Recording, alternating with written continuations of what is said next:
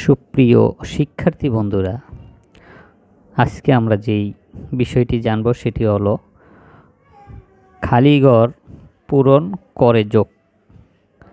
খালি ঘর পূরণ করে যোগ, এই যোগগুলো আমরা কিভাবে করব সেটি এখন তোমাদেরকে দেখাচ্ছি। এখানে 6 যোগ 4 সমান সমান এই খালি ঘরে তারা লিখে দিয়েছে 10। আমরা দ্বিতীয়টি দেখি, এখানে লেখা আছে 5 যোগ 4।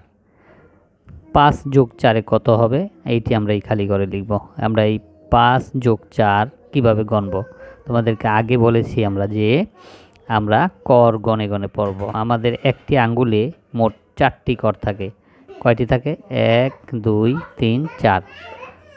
তাহলে আমরা এখানে এই 5-এর সাথে এই 4টি কর বা এই 4কে আমরা হাতের কর দিয়ে গণব। দেখো কিভাবে গণি। 5-এর পরে আমরা বলবো 6 7 8 9।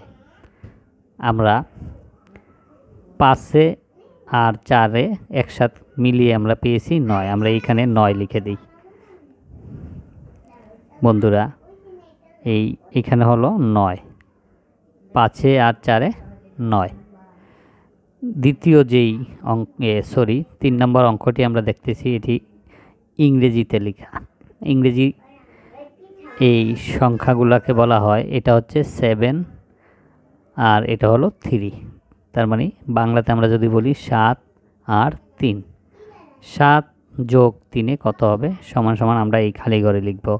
আমরা আগের মতো কর গণে সংখ্যাটিকে লিখব। যেমন 7 যদি আমরা মুখ দিয়ে বলি, হাতের করে আমরা এই 3কে গণব। তাহলে 7 যোগ 3 সমান সমান হবে 10। আমরা এখানে 10 লিখে দিই। আমরা এই 10কে এখানে লিখে দিলাম। আশা করি তোমরা বিষয়টা বুঝতে পেরেছো। তারপরেরগুলো আমরা লিখি। যখনই কোথাও কোনো সময় পরীক্ষাতে আমাদের এরকম আসে যে খালি ঘর পূরণ করে যোগ করো, তখন আমরা এইভাবে করব। এখন আমরা এখানে দেখছি 2 যোগ 2, 2 যোগ 2 সমান সমান কত হবে? 2 যোগ আমরা হাতের করে 2 গণব, 2-এর সাথে মিলাবো, তাহলে 4 হবে। আমরা এখানে 4 লিখে দিই। 4 লিখে দিলাম বন্ধুরা। 2 যোগ 2 সমান সমান হবে 4। এই খালি ঘরে আমরা 4 লিখে দিলাম। এরপরে আমরা যেটি দেখছি সেটি হচ্ছে 4 যোগ 2। 4 যোগ 2 আমরা কীভাবে লিখব? 4 মুখে নিয়ে এই 2 আমরা হাতের কর দিয়ে গণে নেব। তাহলে কী পাবো আমরা? 4-এর সাথে বলবো 4 5 6। আমরা এখানে 6 লিখে দেব। 6 লিখে দিলাম। তারপরেরটি ওই ইংরেজি, এখানে আমরা এটাকে বলবো 5 যোগ এটাকে বলবো 2। এটা ইংরেজিতে হচ্ছে 5 আর এটা হলো 2। তাহলে আমরা বাংলাতে গণে এটাকে যোগ করে ফেলি। যেমন 5-এর সাথে 2 মিলাবো, 5-এর পরে বলবো 6 7। 2 মিলাইতে হলে আমাদের এইরকমভাবে বলতে হবে, 5-এর পরে 6 7। আমরা এখানে 7 লিখে দিই। ইংরেজিতে 7 লিখে দিব।